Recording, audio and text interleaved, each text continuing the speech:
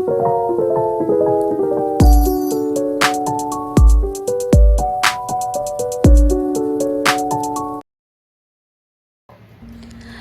there mga ka-trip! So for today's vlog, sasamahan kong mag-grocery yung mother ko ng mga konting kailangan sa bahay. So ayan, lumabas na kami ng bahay niya, ng gate.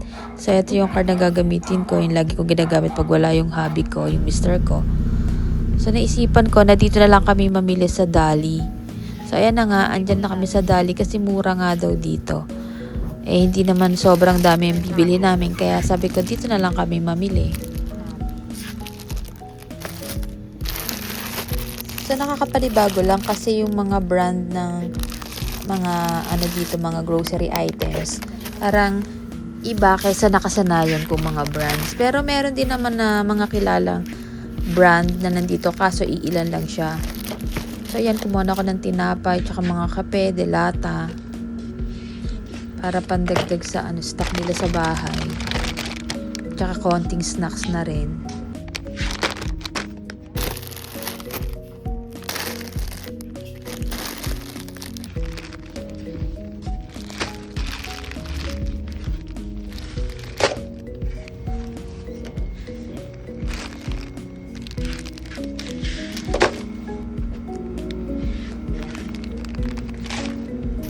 Tinda rin ako ng konting prutas kasi may mga fruits din sila na tinda rito. So ayan, bumili ako ng apple and bananas.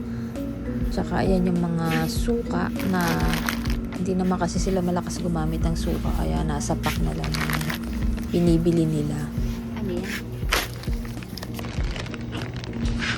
Sa tingin ko nga, medyo mas mura dito sa Dali yung mga grocery items kasi yan lahat ng pinalimili namin na yan. Naka lang kami dyan, naka 1.8 plus. Kaya sabi ko nga mura nga talaga siya. Yun nga lang, walang kasamang mga mga ulam. Puro dried goods lang siya. Then after namin mamili, hinatid ko na muna yung mother ko sa bahay niya. Pagkahatid ko sa mother ko, umuwi na rin muna ako sa bahay namin. Then nagpahinga lang ako ng konti. Then after that, umalis ulit ako kasi punta naman ako sa Walter kasi bibili ako ng mga konting pang skincare ko sa Watson. Ubus na kasi yung stock ko dito sa bahay. Yan, pagpasensyahan nyo na yung braso kong malaki kasi nasa lahi namin yan eh.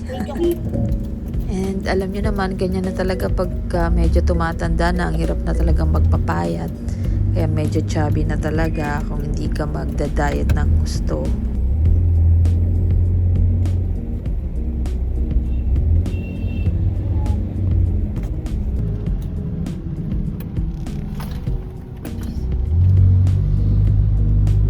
Nagpahinga lang ako ng konti sa bahay, then pumunta naman ako ng Walter Mart para nga pumunta sa Watson at bumili ng konting pang skincare.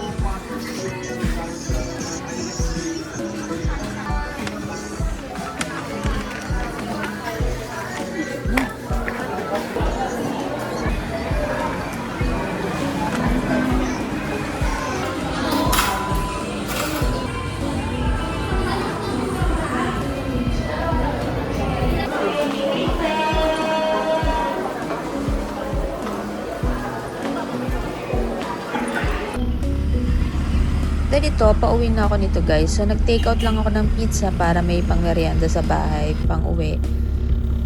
And then yan, yung palabas ng Walter pa lang, super traffic na. Kasi meron ng parking fee ang Walter.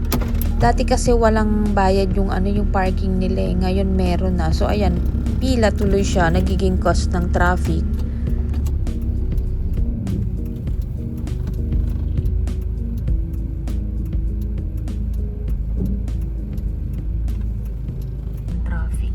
Ito naman, nakalabas na ako ng Walter Mart yan.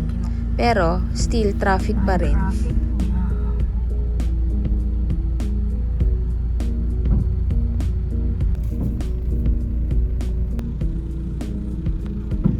May intersection din kasi dyan, kaya traffic din.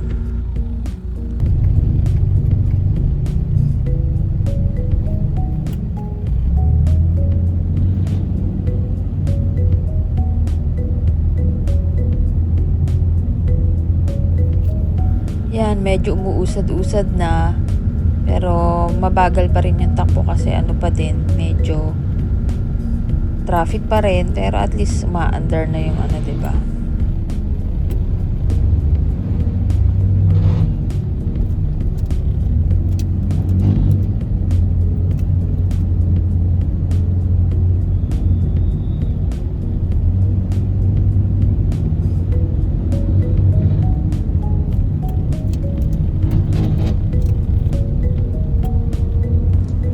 Rush hour din kasi ng mga oras na yan. Around 5 to 6 p.m. na kasi yan. So marami nang umuwi galing office, ganun. Traffic. Traffic na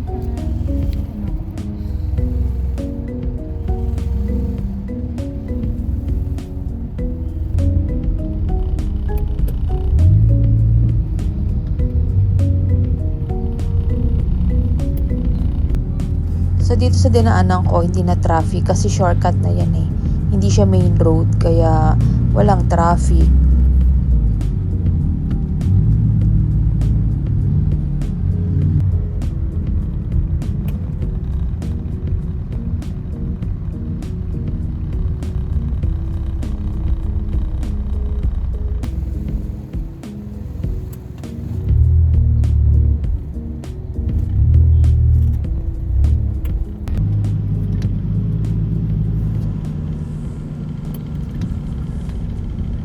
So, ayan, malapit na ako sa subdivision namin.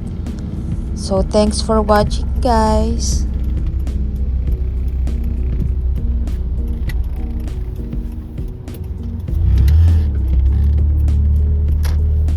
So, eto na. Papasok na ako sa subdivision. So, thanks for watching ulit, guys.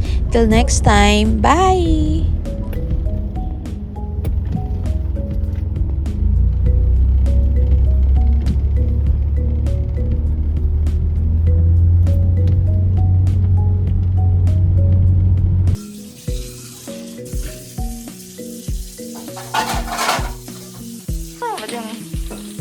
Badong.